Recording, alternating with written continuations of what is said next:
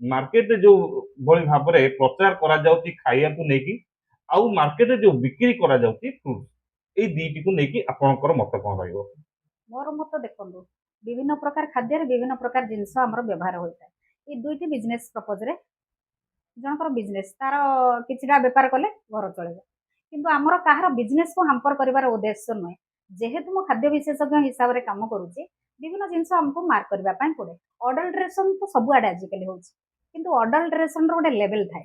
କେଉଁ ହିସାବରେ ଗୋଟେ ଲୋକ ମିଶ୍ରଣ କରିପାରିବ, କେଉଁ ହିସାବରେ ଜଣେ ଅଡଲ୍ଟ୍ରେସନ୍ କରିପାରିବ, ଏଇସବୁ ତାର ମଧ୍ୟ ସବୁ କାଲକୁଲେସନ୍ ଥାଏ। କିନ୍ତୁ ବର୍ତ୍ତମାନ ଯେଉଁଟା ଆମର ଚାଲିଛି, ଲୋକମାନଙ୍କର ଅଡଲ୍ଟ୍ରେସନ୍ ଉପରେ କୌଣସି ଖାତିର ଆଉ ନାହିଁ। ଗୋଟେ ଲୋକ ସେଠି ଯଦି ଆପଣ ଏମିତି ବହୁତ ଜିନିଷ ଅଛି, ଗୋଟେ ଲୋକ ଆପଣ ଫ୍ରୁଟ୍ସ ଉଠେଇ ଖାଇବେ, ଦେଖିବେ ଏତେ ଯଦି ଅଡଲ୍ଟ୍ରେସନ୍ ସେଥିରେ ଯେଉଁ କେମିକାଲ ସ୍ପ୍ରେ କରାଯାଇଛି କିମ୍ବା କୌଣସି ପାଣିରେ ଯଦି ସେମାନେ ବତୁରେଇ ରଖିଛନ୍ତି, ଗୋଟେ ଲୋକ ବଡି ଯଦି ସେତିକି ତାର ଇମ୍ୟୁନିଟି ନ ଷ୍ଟ୍ରଙ୍ଗ ଥିବ, ସେତିକି ଯଦି ତା ବଡିରେ ଆଣ୍ଟିଜେନ୍ ଷ୍ଟ୍ରଙ୍ଗ ନଥିବ, ଗୋଟେ ଲୋକର ସାଙ୍ଗେ ସାଙ୍ଗେ ବି ସେଠି ବିଭିନ୍ନ ପ୍ରକାର ଅସୁବିଧା ହେଇଯିବ। ବୁଝିପାରୁଛନ୍ତି? ତ ଏଇ ଯେଉଁ ଆପଣ ଜିନିଷ କହିଲେ, ଫ୍ରୁଟ୍ସରେ ବି ଅଡଲ୍ଟ୍ରେସନ୍ ହେଉଛି, ଫ୍ରୁଟ୍ସରେ ବି ମିଶା ହେଉଛି, ଆଉ ଆପଣଙ୍କର ଯେଉଁ ଦହିବରା କଥା କହିଲେ ସେଥିରେ ବି ହେଉଛି। କିନ୍ତୁ ୟା ଭିତରେ ମଧ୍ୟ ତାଙ୍କର ସବୁ ଷ୍ଟେଜ୍ ଅଛି।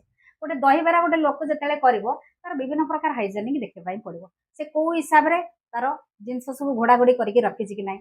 ରୋଡରେ ଗୋଟେ ଲୋକ ବେପାର କରୁଛି, ସେ ବେପାରରେ ସେ କେତେ ହାଇଜେନିକ୍ ସେଠି ମେଣ୍ଟେନ୍ କରୁଛି, ଆମକୁ ଆପଣ ଠିଆ ହଉ ହଉ ଜଣାପଡ଼ିବ। କେମିତି ଜଣାପଡ଼ିବ? 100 ଜଣ ବେପାର କରୁଛନ୍ତି, କିନ୍ତୁ ଦେଖିବେ 80 ଜଣ ତା ଭିତରୁ ଖୋଲା ପକେଇଥିବେ, କିନ୍ତୁ 20 ଜଣ ତା ଭିତରୁ ଢାଙ୍କିକି ରଖିଥିବେ। ଡିଫରେନ୍ସଟା ଆପଣ ନିଜେ ସେଠି ପାଇପାରିବେ। ତାପରେ କୌଣସି ଜିନିଷ ଯଦି ପାଟିକି ଟେଷ୍ଟ ଲାଗିଲା, ଘରେ ସେ ଦହିବରାଟା କରନ୍ତୁ, ସେତେ ଟେଷ୍ଟ ଲାଗିବନି। ଖାଲି ଦହିବରା ପର୍ଟିକୁଲାର ନୁହଁ, ମାନେ କହିବା କଥା କୋଉ ଏମିତି ହଁ, ପ୍ରଥମେ ଆରମ୍ଭ କରିଦେଲି ଯେହେତୁ ସବୁଠୁ କମ ଦାମରେ ଥାଏ। ଆଜ୍ଞା ତ ସେମିତି ଦେଖିବାକୁ ଗଲେ ବର୍ତ୍ତମାନ ଆମେ ଘରେ ଆଗରୁ ଗୋଟେ ଖୁସି ହେଲେ ଗୋଟେ ରାମ ଖିଚୁଡି କରୁ, ଯୋଉଟା କି ମାତ୍ର ଚାଉଳ ଗିନାଏ, ବାକି ଏମିତି ତେଜପତ୍ର ଇଏ ହେରିକା ପକେଇ ଦେଇ ଟମାଟୋ ଫମାଟୋ ପକେଇ ଦେଇ ଗୋଟେ ରାମ ବିରିୟାନୀ ରାମ ଖିଚୁଡି କରିଦଉ, ତାକୁ ଖୁସିରେ ଖାଉ। ପରବର୍ତ୍ତୀ ମୁହୂର୍ତ୍ତରେ ସିଏ ବଦଳିଗଲା ନା ବିରିୟାନୀ ହେଇଗଲା, ତା ଭିତରେ ଅଲଗା କିଛି ମସଲା ପଶିଲା। ବର୍ତ୍ତମାନ ସମୟରେ ମାର୍କେଟରେ ଆଉ ଗୋଟେ ମଧ୍ୟ ଭାରି ଜୋରରେ ଚର୍ଚ୍ଚାରେ ଚାଲିଛି, ଟ୍ରେଣ୍ଡିଂରେ, ସିଏ ହଉଛି ବାଦ୍ରା ରାଇସ୍, ଯାହାକି ପାଖାପାଖି ଯଦି ଗୋଟେ ପରିବାର 3 ଜଣ ଗଲେ ତାହେଲେ ମିନିମମ୍ 1000 ରୁ 1200 ଟଙ୍କା ଖର୍ଚ୍ଚ। ତ ଗୋଟେ ଦେଖିବାକୁ ଗଲେ ଖାଇବା ନାଁକୁ ନେଇକି, ନାଁର କମାଲରେ ଲୋକ ନିଜ ଫ୍ୟାମିଲି ଭିତରେ ଭଲ ଖାଇବା ଭୁଲିଗଲେଣି। ସ୍ୱାମୀ ସ୍ତ୍ରୀ ଭିତରେ ଯୋଉ ଏକାଠି ସାଙ୍ଗ ହେଇକି ରୋଷେଇ କରିବା ଭୁଲିଗଲେଣି, ମା ହାତରୁ ଖାଇବା ଭୁଲିଗଲେଣି। କୁଆଡେ ଗୋଟେ ଅନହେଲ୍ଦି ଲାଗୁଛି ଘର ଖାଇବା ଗୁଡା, ପାଟିକୁ ରୁଚୁନି। ତ ଏଇ ଯୋଉ ପାଟି ନ ରୁଚିବାର, ଅରୁଚିକି ଆସିବାର କାରଣ କଣ? ଆପଣଙ୍କର ଆଧୁନିକତା ଯୁଗରେ ଆମର ଟେଷ୍ଟଟା ବି ଚେଞ୍ଜ ହେଇଗଲାଣି। ଯୋଉ ବାହାରେ ଯଦି କୌଣସି ଗୋଟିଏ ଜିନିଷ ଆପଣ ଖାଇବେ, ସେ ପାଟିରେ ଆପଣଙ୍କର ଗୋଟେ ଥାଏ, ସେଟା ହଉଛି ମୋନୋସୋଡିୟମ ଗ୍ଲୁଟାମେଟ୍। ମୋନୋସୋଡିୟମ ଗ୍ଲୁଟାମେଟ୍ଟା କ'ଣ? ଏଟା ଫ୍ଲେଭର ଆପଣଙ୍କୁ କରେଇବ, ୱିଥ୍ ପାଟିରେ ସେ ଟେଷ୍ଟ ବଢ଼େଇବ। ଆପଣ ବାହାର ଖାଦ୍ୟ ମାସକରେ 25 ଦିନ ବାହାର ଖାଦ୍ୟ ଖାଆନ୍ତୁ, ତାପରେ ଆପଣ 5 ଦିନ ଆଉ ଘର ଖାଇବା ଖାଇପାରିବେନି। କାହିଁକି କୁହନ୍ତୁ? ସେ ପାଟି ସେଇ ହିସାବରେ ଆପଣଙ୍କର ଗୋଟେ ଅଭ୍ୟସ୍ତ ହେଇଥାଏ କି ମୋତେ ସେଇ ଟେଷ୍ଟ ଦେଲେ ମୁଁ ଖାଇବି, ଘରର ଟେଷ୍ଟ ମୋତେ ଆଉ ଭଲ ଲାଗିବନି। ତ ସବୁ ଜିନିଷ ଆପଣଙ୍କର ମାର୍କେଟିଂ। ଏ ମାର୍କେଟିଂ ଭିତରେ ଯଦି ଆମେ ଦେଖିବା, ମୋନୋସୋଡିୟମ ଗ୍ଲୁଟାମେଟ୍ କ'ଣ, HFFC କ'ଣ, ଏଗୁଡ଼ାକ ସବୁ ତା ପଛପଟରେ ସବୁ ନ୍ୟୁଟ୍ରିସନାଲ ଇନଫର୍ମେସନ୍ ଥାଏ। ଆପଣ ଯେଉଁ ରାଇସ୍ କଥା କହିଲେ, 1000 ଟଙ୍କା ଯଦି ମୁଁ ରାଇସ୍ କିଣିବି, ତାହେଲେ ସେଇଟା କ'ଣ ଦେଖିକି ଆପଣ 1000 ଟଙ୍କା ଆପଣ କିଣିଲେ ସେ ରାଇସ୍ର, ସେଇଟା ମୋତେ ବୁଝେଇ ପାରିବେ କି? ଆମେ ଖାଲି ଦେଖିଲେ ଗୋଟେ ନାଁ, କିନ୍ତୁ ନାଁ ପଛରେ କେତେ ଯେ କାରନାମା ଅଛି ଆପଣ କିଛି ଜାଣିଛନ୍ତି କି? ଯଦି ଆପଣ ଢିଙ୍କି କୁଟା ଚାଉଳ କହିବେ, ଢିଙ୍କି କୁଟା ଚାଉଳ ଏତେ ଦେଖିବା ପାଇଁ ସୁନ୍ଦର ନୁହେଁ, କିନ୍ତୁ ଆପଣ ଯେଉଁ ବାଦ୍ରା ରାଇସ୍ କହିଲେ, ସେ ରାଇସ୍ଟା ଦେଖିବା ପାଇଁ ସୁନ୍ଦର। ଯୋଉଟା ଦେଖେ ସେଇଟା ବିକେ, କିନ୍ତୁ ଯେଇଟା ଭଲ ନ ଦେଖାଯାଏ ସେ ଆଉ ବିକ୍ରି ହୁଏନି। ତ ଯୋଉଟା ଆପଣଙ୍କୁ ଖରାପ ବର୍ତ୍ତମାନ ଦେଖାଯାଉଛି ଲାଲି ଚାଉଳ, ସେ ଲାଲି ଚାଉଳ ହେଉଛି ମୋ ଦେହ ପାଇଁ ଭଲ, କିନ୍ତୁ ଲୋକମାନେ ଯୋଉଟା ଭଲ ଦେଖାଉଛି ସେଇଟା ପରଚେଜ କରୁଛନ୍ତି। ଲାଲି ଚାଉଳ ଖାଇଲେ ଡାଇବେଟିସ୍ ବଢି ଯାଉଛି, କିଏ କହିଲା ଆପଣ? ମିଠା ଅଂଶ ପ୍ରବଳ। ଆଚ୍ଛା, ସେଇଥିରେ ଆପଣ ଏମିତି ରୁଟି ବି ମିଠା, ରୁଟି ବି ମିଠା, ଭାତ ବି ମିଠା, ଫଳ ବି ମିଠା। ଆପଣ ମୋତେ କାହିଁକି କହିଲେ କୁହନ୍ତୁ, ନାଇଁ ନାଇଁ ଡାଇବେଟିକ୍ ବଢିଯାଉଛି? ସବୁଆଡେ ମିଠା, କିନ୍ତୁ ଏ ମିଠାରେ ବି ଆପଣଙ୍କୁ ଭଲ ମିଠା କୋଉଟା ଖୋଜିବା ପାଇଁ ପଡିବ। ଏ ଯୋଉ ରାଇସ୍ କଥା କହିଲେ, ରାଇସ୍ ଭିତରେ ଆପଣଙ୍କର ଫାଇବର କଣ୍ଟେଣ୍ଟ କୋଉଟା କେତେ ଅଛି ପରିମାଣରେ ଦେଖିବା ପାଇଁ ପଡିବ। ଆପଣଙ୍କର କେତେ ସେଟା କୋଉ ପ୍ରକାର କମ୍ପ୍ଲେକ୍ସ କାର୍ବୋହାଇଡ୍ରେଟ୍ କି ସିମ୍ପଲ କାର୍ବୋହାଇଡ୍ରେଟ୍ ଦେଖିବା ପାଇଁ ପଡିବ। ଏ ସବୁ ଜିନିଷ ଆପଣଙ୍କୁ ଦେଖିବା ପାଇଁ ପଡିବ। କିନ୍ତୁ ଗୋଟେ ଲୋକ ମାର୍କେଟକୁ ଯଦି ରାଇସ୍ କିଣିବାକୁ ଯାଉଛି, ସେଥିରେ ତ କୌଣସି ମ୍ୟାନୁଫାକ୍ଚର ଲେଖା ହଉନି ଯେ ଆ ଦେହରେ ଅଛି କଣ। କାରଣ ଆମେ ନର୍ମାଲ ଯୋଉ ପ୍ୟାକିଂ ହେଇକି କେଜିକିଆ ଚାଉଳ କିମ୍ବା ସେମିତି ଗୋଟେ ଆସେ, ଯେମିତି ତେଲ ଆସେ, ତା ଦେହରେ ପଛପଟେ ଲେଖା ହେଇଥାଏ ଯେ ୟା ଦେହରେ ଏୟା ଏୟା ଅଛି। ସେମିତି ଚାଉଳ କିଣିବାକୁ ଗଲେ କିନ୍ତୁ କେବେ କୋଉ ଅଖାରେ ଲେଖା ନଥାଏ ଯେ ୟା ଦେହରେ କଣ କଣ ଅଛି। ଚାଉଳ ଅଖାରେ ସାଧାରଣତଃ ଆପଣଙ୍କର ଯୋଉ ଅଖା ଚାଉଳ କଥା କହିଲେ ସେଥିରେ ନ୍ୟୁଟ୍ରିସନାଲ ଇନଫର୍ମେସନ ଲେଖାଯାଏନି, କିନ୍ତୁ ପକେଟରେ ଲେଖା ହେଇଥାଏ। କିଛି କିଛି ତା ବେକ୍ ସାଇଡରେ ଆପଣଙ୍କର ନ୍ୟୁଟ୍ରିସନାଲ ଇନଫର୍ମେସନ ଲେଖା ହେଇଥାଏ ଜରି ପକେଟରେ, କିନ୍ତୁ ଅଖାରେ ମୁଁ କାହିଁକି ଏତେ ଇନଫର୍ମେସନ ଦେଖିନି, ଆଜିକାଲି କୋଉଥିରେ ବୋଧେ ଆସୁଛୁ, କିନ୍ତୁ ଯୋଉ ଅଖାଟା ଆପଣଙ୍କର ଝୋଟ ଅଖା ସେଥିରେ କିଛି ଲେଖା ହେଇନଥାଏ। କିନ୍ତୁ ଯଦି ଆପଣ କୌଣସି ବ୍ରାଉନ୍ ରାଇସ୍ କିଣିବେ ତା ପଛପଟରେ ସବୁ ପ୍ରକାର ନ୍ୟୁଟ୍ରିସନାଲ ଇନଫର୍ମେସନ ସିଏ ଥାଏ। ତ କେଜିକିଆ ଅଧ କେଜିଆ ବିକ୍ରି ଦାମିକିଆ ଚାଉଳ ଆଉ। ହଁ, କିନ୍ତୁ ତା ବିଷୟରେ ଆପଣଙ୍କର ନଲେଜ ଥିବାର ଅଛି, ଟିକେ ମିନିମମ୍ ଜ୍ଞାନ ଥିବାର ଅଛି କି ମୁଁ ଯୋଉ ଚାଉଳଟା ନେଲି କଣ ପାଇଁ ଏ ଚାଉଳର ଏତେ ରେଟ୍ ହେଲା, ତ କଣ ୟାର ଫାଇବର କଣ୍ଟେଣ୍ଟ ଅଛି କି ନାହିଁ, କଣ ଏଥିରେ ଭିଟାମିନ୍ସ ଅଛି କି ନାହିଁ, କଣ ଏଥିରେ ମିନେରାଲ୍ସ ଅଛି କି ନାହିଁ, ସବୁ ଜିନିଷ ଆପଣଙ୍କୁ ଟିକେ ବେସିକ ନଲେଜ ଗୋଟେ ଲୋକର ଯଦି ଥିବ ତାହେଲେ ସିଏ ସେଠି 5ଟା ଚାଉଳ ଦେଖିଲେ କୋଉ ଚାଉଳଟାକୁ ବାଛିକି ଆଣିପାରିବ। ଆଚ୍ଛା ତେଣୁ ଆଉ ଗୋଟେ କଥା, ଯୋଉ ବର୍ତ୍ତମାନ ଛୁଆ ଯୋଉ ମୋମୋ ଖାଉଛନ୍ତି, ମୋମୋ ସକାଳୁ ସନ୍ଧ୍ୟା ହେଲେ ମୁଁ ମୋମୋ ଖାଇବି। ମୋମୋର ପ୍ରସ୍ତୁତି ଯାହା ଶୁଣିଲୁ ସେ ପାଖାପାଖି ପାମୋଲିନ ତେଲରେ ଭରପୁର। ପାମୋଲିନ ତେଲରେ ସେ ପାଖାପାଖି ମୋମୋକୁ ତିଆରି କରାଯାଉଛି, ତାପରେ ପୁଣି ତାକୁ ସିଝା ହଉଛି, ସିଝେଇକି ଲୋକଙ୍କୁ ଖୁଆଯାଉଛି। ତ ଏଟା କେତେ ଦୂର ଇଫେକ୍ଟିଭ ହେଇପାରେ ଲୋକଙ୍କ ପାଇଁ? ଶୁଣନ୍ତୁ, ଏଇଟା ଟୋଟାଲି ଆପଣଙ୍କର ଯଦି ଘରେ କରିବେ ଏଇଟା ହେଲ୍ଦିରେ ଯିବ, ଯଦି ବାହାରେ ଆପଣଙ୍କର ଦେଖିବେ ଆପଣ ସେ ଲୋକ କୋଉ ହିସାବରେ ପ୍ରିପାରେସନ କରୁଛନ୍ତି ଆପଣ ଟିକେ ଦେଖିବା ପାଇଁ ପଡିବ। ଏମିତି ବି ମୋମୋ ବିଭିନ୍ନ ପ୍ରକାର ମୋମୋ ଆପଣ କରିପାରିବେ, ସୁଜିରେ ବି କରିପାରିବେ, ଅଟାରେ ବି କରିପାରିବେ, ମଇଦାରେ କରିପାରିବେ। ଜଣେ ଲୋକ ଯଦି ମୋମୋ କରୁଛି ସେଟା କୋଉ ଏଥିରେ କରୁଛି ବି ଆପଣଙ୍କୁ ଦେଖିବା ପାଇଁ ପଡିବ। ମନେ କରନ୍ତୁ ଜଣେ ରାଗିରେ ବନେଇଛି, କିଛିଟା ପରିମାଣ ରାଗି ଦେଇଛି ମାନେ ମାଣ୍ଡିଆ ଦେଇଛି, ତାମାନେ ଆପଣ ଜାଣିବେ ଏଇଟା ହଉଛି ଗୋଟେ ହେଲ୍ଦି ଅପସନ। କିନ୍ତୁ ଯଦି ଜଣେ ଖାଲି ମଇଦାରେ ଦେଇଛି ସେ ପିଲା ଖାଇଲେ ସେ ଚିଡ଼ଚିଡ଼ା ହବ। କାହିଁକି କହିଲେ ଏଇଟା ପେଟ ପାଇଁ ପୁରା ଅସୁବିଧା। କାହିଁକି ଅସୁବିଧା, ୟାର ଯୋଉ ଷ୍ଟିକିନେସ୍ ଅଛି, ଆମର ଗଟ୍ ବ୍ୟାକ୍ଟେରିଆ ଯୋଉ ପେଟରେ ଅଛି ସେଟାକୁ ଡେଷ୍ଟ୍ରୟ କରିବାରେ ମଇଦା ବେଶୀ ହେଲ୍ପଫୁଲ କରେ। ତ ସେଥିପାଇଁ ଆଜିକାଲି ପିଲାମାନେ କାହିଁକି ବେଶୀ ଚିଡ଼ଚିଡ଼ା ହଉଛନ୍ତି, କାହିଁକିନା ତାଙ୍କ ଗଟ୍ ବ୍ୟାକ୍ଟେରିଆ ସବୁ ପେଟ ଭିତରେ ଥିବା ଯୋଉ ବ୍ୟାକ୍ଟେରିଆ ସବୁ ଡେଷ୍ଟ୍ରୟ ହେଇସାରିଲେଣି।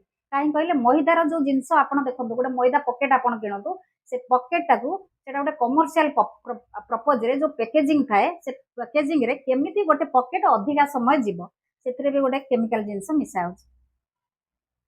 ଯାହା ବାଦେ ବି ଲୋକ ଖାଉଛନ୍ତି। ଲୋକମାନେ ଜାଣିବେ କେମିତି କୁହନ୍ତୁ, ଲୋକମାନେ ତ ଗୁଗୁଲରେ ଦେଖିଲେ ବି ସୁଦ୍ଧା କିନ୍ତୁ ସବୁ ପ୍ରକାର। ଏକ୍ଜାକ୍ଟଲି ଆପଣ ବି ଯେମିତି କହିଲେ ଯେ ସୁଜିର ଧରନ୍ତୁ ମୋମୋ କରିବେ କିମ୍ବା ରାଗିର ମୋମୋ କରିବେ, ଟେଷ୍ଟ ଆସିବନି। ବାହାରେ ଯୋଉ ଭଳି ଭାବରେ ମଇଦାରେ ତେଲ ପକେଇକି ଗୋଳିକି ତାକୁ ଯୋଉ ଇଏ କରୁଛନ୍ତି, ସେ ଯୋଉ ମୋମୋର ଟେଷ୍ଟ ଆସିବ ବା ସେଟା ମୋମୋ କୁହାଯାଏ, ତାକୁ ଯଦି ସୁଜି କରିଦେବେ ସେଟା ମଣ୍ଡା ପିଠା ହେଇଯିବ, ଆଉ ମୋମୋ କୋଉଠି ରହିବ? ସେଇଠି ବା ଆପଣଙ୍କର ଗୋଟେ ୟୁଜ ହଉଛି MSG, ମୋନୋସୋଡିୟମ ଗ୍ଲୁଟାମେଟ, ଯିଏ ଆପଣଙ୍କୁ ଟାଣିବ, ଚୁମ୍ବକ ଭଳିଆ ଟାଣିବ କି ମୋ ପାଖକୁ ଆସ ମତେ ଖାଅ। This is very simple. ଏଇଟା ହଉଛି ଆପଣଙ୍କର ବିଜନେସ ପ୍ରପୋଜରେ ୟୁଜ ହୁଏ। ନହେଲେ ରାସ୍ତାରେ ଏତେ ଆପଣ ଘରେ କରନ୍ତୁ, କେତେଟା ଲୋକ ତା ସ୍ମେଲରେ ଆସିବେ ମତେ କୁହନ୍ତୁ, କିନ୍ତୁ ରାସ୍ତାରେ ଜଣେ କରୁ ମୋମୋ କିମ୍ବା ପିଜ୍ଜା ଯାହା ବି କରୁ ତା ସ୍ମେଲରେ ସବୁ ଲୋକ ଆଟ୍ରାକ୍ଟ ହେବେ। ସେ ସ୍ମେଲ ଟା କଣ ପାଇଁ ଆସେ? କେମିକାଲରେ, ଯୋଉଟା କି ଆପଣଙ୍କୁ ମୋନୋସୋଡିୟମ ଗ୍ଲୁଟାମେଟ, MSG, ସେଥିରେ ବହୁତ ଛୋଟ ଛୋଟ ଅକ୍ଷରରେ ସବୁ ଲେଖା ହେଇଥାଏ ମୋନୋସୋଡିୟମ ଗ୍ଲୁଟାମେଟ। ଏଇଟା କଣ କହିଲେ ଆପଣଙ୍କର ଘ୍ରାଣ ଶକ୍ତିଟା ବଢାଏ। ତ ଲୋକମାନେ ସେଥିପାଇଁ ବେଶୀ ଆଟ୍ରାକ୍ଟ ହଉଛନ୍ତି। ଲୋକମାନେ ଅଲ୍ ଆର୍ ଏଜୁକେଟେଡ, କିନ୍ତୁ ଏଜୁକେଟେଡ ହିସାବରେ ସେମାନେ କାମ କରୁନାହାନ୍ତି। ଆଚ୍ଛା, ଏବେ ଏଇ ଯୋଉ ଖାଇବା ଖାଇଲେ ଆମକୁ କି ପ୍ରକାରର ରୋଗ ହେଇପାରିବ, କି ପ୍ରକାର ଡିଜିଜ ଆମ ପାଖରେ ଆମେ ନିଜେ ତିଆରି କରିପାରିବା ଏଇ ସବୁ ଖାଇବା ଖାଇଲେ? ଏ ସବୁ ଖାଇଲେ ଏଗୁଡାକ ସବୁ କଣ ଫ୍ୟାସନେବଲ ଖାଦ୍ୟ। ଆପଣ ଯଦି 50 ବର୍ଷ ତଳକୁ ଯିବେ ଏସବୁ ଖାଦ୍ୟ ଫ୍ୟାସନେବଲ ଖାଦ୍ୟ ଥିଲା କି? ସେତେବେଳେ ଆପଣଙ୍କର ଦେଖିବେ ସୋରିଷ ତେଲରେ ସବୁ ବରା ସିଙ୍ଗିଡା, ଆପଣ ଛୋଟ ଥିଲାବେଳେ ମନେ ପକାନ୍ତୁ ସ୍କୁଲ ପାଖରେ ସବୁ ସୋରିଷ ତେଲରେ ଛୋଟ ଛୋଟ। ଏମିତିକି ଆମ ନଳି ପ୍ୟାକେଟ ବି ହଁ, ସୋରିଷ ତେଲରେ ଛାଣି କିନ୍ତୁ ଦଉଥିଲେ। ସେତେବେଳେ ଏତେ ଅସୁବିଧା ନଥିଲା। କିନ୍ତୁ ବର୍ତ୍ତମାନ ଏତେ ଯୋଉ ଜେନେରେସନ ଡେଭଲପ ହେଲାଣି, ସାଇନ୍ସ ଯେତେ ବି ଆଗଉଛି, ଲୋକମାନେ ଯେତେ ଶିକ୍ଷିତ ହଉଛନ୍ତି ସେତେ ଅଶିକ୍ଷିତ କାମ ଗୁଡାକ ବି କରୁଛନ୍ତି। କିନ୍ତୁ ଏତେ ଆଡଭର୍ଟାଇଜମେଣ୍ଟ ବାଜୁଛି ଯେ ସୋରିଷ ତେଲ ନୁହଁ, ଏଇ ଯୋଉ ରିଫାଇନ ତେଲ ତ ବି ବନ୍ଦ ହେଇଗଲା ଛାଡ। ବର୍ତ୍ତମାନ କଣ ସନଫ୍ଲାୱାର ଇଏ ଯୋଉ ତେଲରେ ଖାଇଲେ କୁଆଡେ ଜିରୋ ଫ୍ୟାଟି ରହିଛି, ଏତେ ଇଏ ରହୁଛି। ଏଇ ସବୁ ଫ୍ୟାସନେବଲ ରୋଗର କାରଣ କଣ, ଆପଣଙ୍କର ଫ୍ୟାସନେବଲ ଖାଦ୍ୟ। ଏବେ ଦେଖନ୍ତୁ, ଯଦି ଜଣେ ସଚ୍ଚୋଟ ଇମାନଦାର ହିସାବରେ ଜଣେ ଆଡଭର୍ଟାଇଜମେଣ୍ଟ କରିବ, ଯେତିକି ସେଲିବ୍ରିଟିଜ ଅଛନ୍ତି ସବୁ ଆପଣ କହୁଛନ୍ତି ଏଇ ଜିନିଷ ୟୁଜ କରନ୍ତୁ, ମତେ କହିଲେ ତାଙ୍କ ଘରେ ଆପଣ ଭିଜିଟ କରନ୍ତୁ, ସେଇ ତେଲ ହିଁ ତାଙ୍କ ଘରେ ନଥିବ। ଆଉ ଯଦି ଠିକ ଲୋକ ଗୋଟେ ଇନକମ କରିବା ପାଇଁ ନ ଚାହିଁବ, ନାଇଁ ନାଇଁ ମୋର ଦରକାର ନାହିଁ, ମୁଁ ଲୋକଙ୍କୁ ଗୋଟେ ଭଲ ସତର୍କ କିମ୍ବା ଆୱାରନେସ କରିବା ପାଇଁ ଚାହିଁବି, ଏଇ ତେଲ ଖାଆନ୍ତୁ, ଏଇ ତେଲର ଏଇ ଜିନିଷ ଅଛି, ଜମା ସେଟା ସେମାନେ କରୁନାହାନ୍ତି, ଓନ୍ଲି ଆଡଭର୍ଟାଇଜ ବିଜନେସ ପ୍ରପୋଜରେ। କିନ୍ତୁ ତାମାନେ ବେପାର, ସବୁ ଜାଗାରେ ଖାଲି ବେପାର ହିଁ ଆମ ବେପାର। ଇଣ୍ଡିଆରେ ସେଟା ଚାଲିଛି। ଆପଣ ଫରେନ୍ କଣ୍ଟ୍ରି ଯାଆନ୍ତୁ, କୌଣସି ଜିନିଷ ତାଙ୍କର ଏମିତି ସବୁ ହବନି। ଯଦି ମୁଁ ଫୁଡରେ କୌଣସି ପ୍ରକାର ବିଜନେସ କରିବି, ମୋର କଣ କ୍ୱାଲିଫିକେସନ ଅଛି, ମୁଁ କେତେ ହାଇଜେନିକ ମେଣ୍ଟେନ କରୁଛି, ଏ ସବୁ ଜିନିଷ ଦେଖାଅ। ୟା ଦେହରେ ରୋଗ କଣ ଆସିପାରେ? ରୋଗ ସବୁ ପ୍ରକାର ବର୍ତ୍ତମାନ ଯାହା ରୋଗ ହଉଛି ମତେ କୁହନ୍ତୁ all are lifestyle disease. Lifestyle କାହିଁକି ହଉଛି ଏ ଡିଜିଜ ସବୁ ଆପଣଙ୍କର ଫ୍ୟାସନେବଲ ଖାଦ୍ୟ। ଯେବେଠାରୁ ଫ୍ୟାସନେବଲ ଖାଦ୍ୟ ଆସିଲାଣି ସବୁ ସେବେଠାରୁ ଷ୍ଟାର୍ଟ ହେଲାଣି ଆପଣ ଫ୍ୟାସନେବଲ ରୋଗ। ତ ଡାଇବେଟିକ୍ କୁହନ୍ତୁ, ଫ୍ୟାଟି ଲିଭର କୁହନ୍ତୁ, କାର୍ଡିଓ ଡିଜିଜ କୁହନ୍ତୁ, ଆଉ ଆପଣଙ୍କର ଓବେସିଟି କୁହନ୍ତୁ, ପିସିଓଡି କୁହନ୍ତୁ, ପିସିଓସି କୁହନ୍ତୁ, ସବୁ ହରମୋନିକାଲ ଇମ୍ବାଲାନ୍ସ ହଉ ସବୁ ଜିନିଷ ହଉଛି ଆପଣଙ୍କର ଲାଇଫଷ୍ଟାଇଲ ଡିଜିଜ। ଏ ଲାଇଫଷ୍ଟାଇଲ ଡିଜିଜ ଆସୁଛି ଆପଣଙ୍କର ଫ୍ୟାସନେବଲ ଖାଦ୍ୟ। ଛୋଟ ଛୁଆ ମାନେ ଛୋଟ ଛୁଆଙ୍କଠୁ ବଡ ପର୍ଯ୍ୟନ୍ତ ପ୍ରାୟତଃ ସମସ୍ତଙ୍କୁ ଫାଟି ଲିଭର। ବଡ ଲୋକଙ୍କୁ କୁହାଯିବ ହଁ ତମେ ଜିମ୍ ଯାଅ କିମ୍ବା ଏକ୍ସରସାଇଜ କର, ଖାଇବା ଟିକେ କମେଇ ଦିଅ, ଡାଇବେଟିସ୍ ବଢି ଯାଉଛି, ଫ୍ୟାଟି ଲିଭର ବଢି ଯାଉଛି, ଏସବୁ କଥା କୁହାଯିବ। କିନ୍ତୁ ଯେତେବେଳେ ଛୋଟ ଛୋଟ ଛୁଆ ମାନେ ସେମାନେ ବି ବହୁତ ଗ୍ରୋ ହେଇଯାଉଛନ୍ତି ଆଉ ବହୁତ ହେଲ୍ଦି ହେଇକି ସେମାନେ ବି ଚିଡଚିଡାପଣକୁ ପଳେଇ ଆସୁଛନ୍ତି, ସେ ଜାଗାରେ କଣ କରାଯିବ? ଶୁଣନ୍ତୁ, ଛୁଆମାନେ ଯୋଉ ଚିଡଚିଡା ହଉଛନ୍ତି ଏ ଚିଡଚିଡା ପଛରେ ତାଙ୍କ ପେଟ ହିଁ ଠିକ ରହୁନି। ଯେତେ ପିଲା ଚିଡଚିଡା ହଉଛନ୍ତି ତାଙ୍କ ଘରେ ଆପଣ ସର୍ଭେ କରନ୍ତୁ, ମୁଁ ଗ୍ୟାରେଣ୍ଟି ଦେବି ସେମାନେ ପେଟ ଠିକ ନାହିଁ।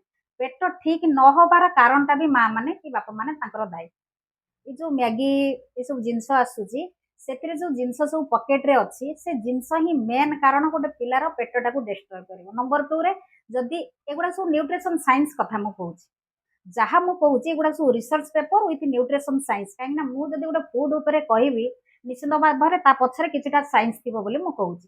ଆପଣ ଦେଖନ୍ତୁ ପ୍ରାୟ ଘରେ ମା ମାନେ ଜୁସ୍ ଟା ଦଉଛନ୍ତି। ମତେ କହିଲେ ଜୁସ୍ ଟା ଆମେ କହୁଛନ୍ତି ହେଲ୍ଦି, କିନ୍ତୁ ଜୁସ୍ ଟା ଗୋଟେ ଛୋଟ ଛୁଆ ତାକୁ ଡାଇଜେଷ୍ଟ କରିପାରିବନି। କାରଣଟା ମତେ କଣ କୁହନ୍ତୁ, କାହିଁକି କରିପାରୁନି? କାହିଁକିନା ଆମର ଯକୃତ ଯୋଉ ଯୋଉ ଜିନିଷଟାକୁ ଡାଇଜେଷ୍ଟ କରିପାରେନି ବା ମେଟାବୋଲାଇଜ କରିପାରେନି ସେଟା ହଉଛି ଫ୍ରୁକ୍ଟୋଜ। ଫ୍ରୁକ୍ଟୋଜଟା କୋଉଠି କୋଉଠି ଅଛି? ଆପଣଙ୍କର ଫ୍ରୁଟ୍ସରେ ଅଛି।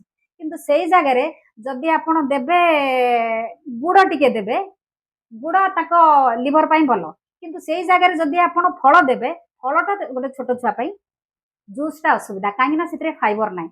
ଫାଇବର ଯୋଉ ଜିନିଷର ନଥାଏ ଗୋଟେ ପିଲାର ପେଟରେ ଥିବା ସବୁ ଜିନିଷ ସେ ଡେଷ୍ଟ୍ରୟ କରାଏ, କାହିଁକିନା ଲିଭର ତାକୁ ମେଟାବୋଲାଇଜ କରିପାରେ ନାହିଁ। ୱିଦାଉଟ୍ ଫାଇବରରେ କୌଣସି ଫ୍ରୁଟ୍ ଜୁସ୍ ଲିଭର ତାକୁ ମେଟାବୋଲାଇଜ କରିପାରିବ ନାହିଁ। ମାର୍କେଟରେ ବିଭିନ୍ନ ପ୍ରକାରର ଜୁସ୍ କମ୍ ଯୋଉ କଣ କୋଲ୍ଡ ଡ୍ରିଙ୍କ୍ସ, ମୃଦୁ ପାନୀୟ ଜଳ ଏଗୁଡିକ ବିକ୍ରି ହଉଛି। ପିଲା ଆରାମସେ ଖୁସିରେ ଖୁସିରେ ପିଇ ଦଉଛନ୍ତି ପାଇପ୍ ଲଗେଇକି। ଏଗୁଡା କଣ ଠିକ ନାହିଁ? କୌଣସି ଜିନିଷ ଠିକ ନାହିଁ। ଆଉ ମୁଁ ଯଦି କହିବି ନା ପ୍ରାୟ ଦୋକାନୀ ବାଲା ମୋ ଉପରେ ରାଗିଯିବେ। ବୁଝିପାରୁଛନ୍ତି ନା? ମୁଁ ଆପଣଙ୍କୁ ଯୋଉ କହିଲି ମନୋସୋଡିୟମ ଗ୍ଲୁଟାମେଟ ଯେତିକି ସବୁ ଫାଷ୍ଟଫୁଡ ଦୋକାନରେ ସେଟା ୟୁଜ ହଉଛି। ଆଉ ଜୁସ୍ କଥା ଯୋଉଟା ମାର୍କେଟରେ କହୁଛନ୍ତି ସେଠି ଆପଣଙ୍କର HFSC high fructose corn syrup, ସେଟା ତ ବହୁତ ଅସୁବିଧା। ଏଗୁଡାକ ସବୁ କଣ କେମିକାଲ ଜିନିଷ ବହୁତ କମ ପଇସାରେ ଆପଣଙ୍କର ଏଭେଲେବୁଲ ମାର୍କେଟରେ ରହୁଛି। କିନ୍ତୁ ଯୋଉଟା ଯେହେତୁ ଆମର ଗଭର୍ଣ୍ଣମେଣ୍ଟ ସେତିକି ସଚେତନ ନାହିଁ, ଆମର ସେଇ ଲେଭେଲରେ କାମ ହଉନି, ତ ସବୁ ଏଇ ଜିନିଷ ସବୁ ଦିନ ଡେ ବାଇ ଡେ ବଢି ବଢିକା ଚାଲିଛି। ମଝିରେ କୁହାହେଲା ଚାଇନା ସଲ୍ଟ ଖାଇଲେ କୁଆଡେ ଅଧିକ ଦେହରେ ରୋଗ ହଉଛି, ତ ଧୀରେ ଧୀରେ ଚାଇନା ସଲ୍ଟ କମେଇବାକୁ ଇଚ୍ଛା କଲେ। କିନ୍ତୁ ବର୍ତ୍ତମାନ ସମୟରେ ତାପରେ ସେମିତି ଯୋଉ ଦେଖିବା ତା ଦେହରେ ଯେତେବେଳେ ଫାଷ୍ଟ ଫୁଡ କରାହଉଛି ବିଭିନ୍ନ ପ୍ରକାରର ଜିନିଷ ପକାଯାଉଛି। ଏଇ ଜିନିଷ ଗୁଡିକ କଣ କେମିତି ଦେଖୁଛନ୍ତି? ଶୁଣନ୍ତୁ, ଚାଇନା ସଲ୍ଟ ଉପରେ ବି ସିଏ ବି ଆପଣଙ୍କର ଗଟ୍ ବ୍ୟାକ୍ଟେରିଆକୁ ଡେଷ୍ଟ୍ରୟ କରେ। ସବୁ ଜିନିଷର ସାଇନ୍ସ ଅଛି, ଲୋକମାନେ ଏତେ ଜଲ୍ଦି ବୁଝିପାରିବେ ନାହିଁ। ସବୁ ଜିନିଷର ସାଇନ୍ସ ଅଛି। ଚାଇନା ସଲ୍ଟ ପକେଇଲେ ଆପଣଙ୍କର ଟେଷ୍ଟଟା ବଢିଯାଏ। ଟେଷ୍ଟ ଯୋଉଟା ପାଟିକି ଲାଗେ ସେଟା ଆପଣଙ୍କ ଦେହ ପାଇଁ ଏତେ ଭଲ ନୁହଁ। ତ ଏଇଟା ସିମ୍ପଲ ଜିନିଷ। କଲରା ଖାଉନାହାନ୍ତି ଆପଣ? କଲରାଟା କଣ? ଯୋଉଟା ପାଟିକି ପିତା ଦେହ ପାଇଁ ପିତା କୁହାଯାଇଛି ଓଡ଼ିଆରେ, କିନ୍ତୁ ଯୋଉଟା ପାଟିକି ମିଠା ସେଟା ଦେହ ପାଇଁ ନିଶ୍ଚିତ ଭାବରେ କିଛିଟା ଅସୁବିଧା କରିବ। ଯୋଉଟା ସ୍ୱାଦ ଲାଗୁଛି ନିଶ୍ଚିତ ଭାବରେ ପେଟ ପାଇଁ ଖରାପ। ଆଗରୁ ଥିଲା ଆମର ଚୁଡା କଦଳୀ ଆମେ ଖାଇଦଉଥିଲୁ ସକାଳ ପାଇଲେ। ବର୍ତ୍ତମାନ କେବଳ ଥଣ୍ଡା ଜ୍ୱର ସରି ମାନେ ଯଦି କହିବା କଣ ସେଇଟା ଡିସେଣ୍ଟ୍ରି ହେଲେ ଲୋକ ଚୁଡା କଦଳୀକୁ ମନେ ପକାଉଛନ୍ତି, ନହେଲେ ମନେ ପକାଉନାହାନ୍ତି। ଏ ଚୁଡା କଦଳୀ ବର୍ତ୍ତମାନ ଏଇ ଯୋଉ ଚୁଡା ଯୋଉ ବର୍ତ୍ତମାନ ମାର୍କେଟରେ ଆସୁଛି ଏଗୁଡିକ କେତେ ହେଲ୍ଦି ଅଛି? ଚୁଡାଟା ଆପଣ ଯଦି ଗାଁ ଚୁଡା ଢିଙ୍କି କୁଟା କଥା କହୁଛନ୍ତି, ଯୋଉ ଚୁଡା ଲାଲି ଟିକେ ତାର ନ୍ୟୁଟ୍ରିସନାଲ ବେନିଫିଟ ଅଧିକା ଥାଏ। ମାର୍କେଟ ଭିତରେ ପ୍ୟାକେଟ ବାଲା ନାଲି ଚୁଡା ବିକ୍ରି ହଁ, ହଉଛି। ସେଇ ନାଲି ବି ଏବେ ସେଟା ଟିକେ କଲର ଟିକେ ମିଶା ହଉଛି, ମାନେ ଆଟ୍ରାକ୍ଟ କରିବା ପାଇଁ ଲାଲି କଲର। କିନ୍ତୁ ଗାଁର ଯଦି ଢିଙ୍କି କୁଟା ଚାଉଳର ଦେଖିବେ ସେଟା ଏତେ ନାଲି ନୁହେଁ। କିନ୍ତୁ ଏବେ ଯେହେତୁ ଗୋଟେ ଲାଲିର ଜିନିଷ, ଲାଲି ଚାଉଳ ଲାଲି ଚୁଡାର ଡିମାଣ୍ଡ ହେଲାଣି, ସେଇ ହିସାବରେ ବିଜନେସ ବାଲା ସବୁ ତାଙ୍କର କାମ କରୁଛନ୍ତି, କମର୍ସିଆଲ ଜିନିଷ ସବୁ କରୁଛନ୍ତି, ପ୍ୟାକେଜିଂଟା ସେଇ ହିସାବରେ କରୁଛନ୍ତି। କିନ୍ତୁ ତା ଭିତରେ ସେମିତି କିଛି ନାହିଁ। ଆପଣ ଯାଆନ୍ତୁ ଅର୍ଗାନିକ ଜିନିଷ ସବୁ ବ୍ୟବହାର କରନ୍ତୁ। ଆଉ ଗାଁରେ ଯେମିତି ସବୁ ଆମର ଜେଜେବାପା ଜେଜେମା ମାନେ କରୁଥିଲେ ସେଇ ହିସାବରେ ଆପଣ ସବୁ ଜିନିଷ କରନ୍ତୁ, ଦେନ୍ ୟୁ ୱିଲ୍ ଗେଟ୍ ବେନିଫିଟ୍। କେମିତି ଖାଇବେ, କଣ ଖାଇବେ, କୋଉ ଜିନିଷଟା ଆଣିବେ? ଗାଁରୁ ଲୋକ ଶୁଣନ୍ତୁ, ବର୍ତ୍ତମାନ ବହୁତ ସାରା ମୁଁ ବି ଦ୍ୱନ୍ଦ୍ୱରେ, ବୁଝିପାରୁଛନ୍ତି। କୌଣସି ଫଳ ଯେତେବେଳେ ଆମେ ଆଣୁଛନ୍ତି ତାକୁ ଆଣିକି ଆପଣ 2 ଘଣ୍ଟା ପାଣିରେ ବତୁରେଇକି ରଖିବେ, ପେଷ୍ଟିସାଇଡ୍ କେମିତି ସେଥିରୁ ବାହାରିବ। ତ ଗୋଟେ ଲୋକ ଆଜିକାଲି ଏତେ ବ୍ୟସ୍ତବହୁଳ ଜୀବନରେ ଗୋଟେ ଲୋକ ପାଖରେ କଣ ଏତେ ସବୁ ସଫିସିଏଣ୍ଟ ଟାଇମ୍ ଅଛି ଏସବୁ କରିବ, କିନ୍ତୁ କିଛିଟା ବଞ୍ଚିବା ପାଇଁ ତ କିଛିଟା କରିବା ପାଇଁ ପଡିବ କି ନାହିଁ? ଲୋକ ଫଳ ଆଣିବ ଦୋକାନରୁ, ଆଣିକି ପାଣିରେ ବାଲ୍ଟିରେ ବୁଡେଇକି ଆଜ୍ଞା, ରଖିବ 2 ଘଣ୍ଟା, ଅନେଇକି ବସିବ। ଘଣ୍ଟାଏ ଗଲା, 2 ଘଣ୍ଟା ଗଲା, 2 ଘଣ୍ଟା ପରେ କାଢିକି ତାକୁ ଫ୍ରିଜରେ ରଖିବ। ବର୍ତ୍ତମାନ ସେଇଟା ଆମର ଲାଇଫ୍ ହେଇଯାଇଛି। ଯଦି ବଞ୍ଚିବା କିଛିଟା ଆମକୁ କରିବା ପାଇଁ ପଡିବ। ଯେ ଫ୍ରିଜରେ ରଖିଦେଲେ ସେ କଣ ପାଣି ହେଇଯିବନି? ଫ୍ରିଜରେ ଗଲେ ସେ ପେଷ୍ଟିସାଇଡ୍ଟା ଆଉ ରିମୁଭ୍ ହେଲା କି?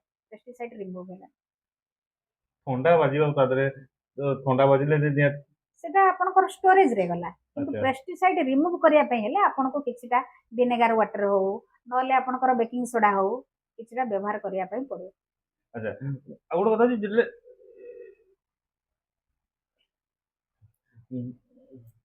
ଆଉ ଗୋଟେ କଥା ହଉଛି କି ଯୋଉ ବର୍ତ୍ତମାନ ଅନେକ ଡିଜିଜ ଆସୁଛି, ଯୋଉ ଡିଜିଜ ହେଲା ପରେ ସବୁ ହସ୍ପିଟାଲ ମାନଙ୍କର ଦିଆହଉଛି ତମ ଖାଇବାର ଡାଏଟ କଣ୍ଟ୍ରୋଲ କରିବ। ଆଜ୍ଞା, ଏଇ ଜିନିଷ ଡାଏଟ ଯୋଉ କଣ୍ଟ୍ରୋଲ କରିବାକୁ କୁହନ୍ତି, ସିଝା ସନ୍ତୁଳା ଖାଆନ୍ତୁ କିମ୍ବା ଏସବୁ ଖାଆନ୍ତୁ, ସେ ଜିନିଷ ପ୍ରଥମରୁ କାହିଁକି କେହି କୁହନ୍ତିନି?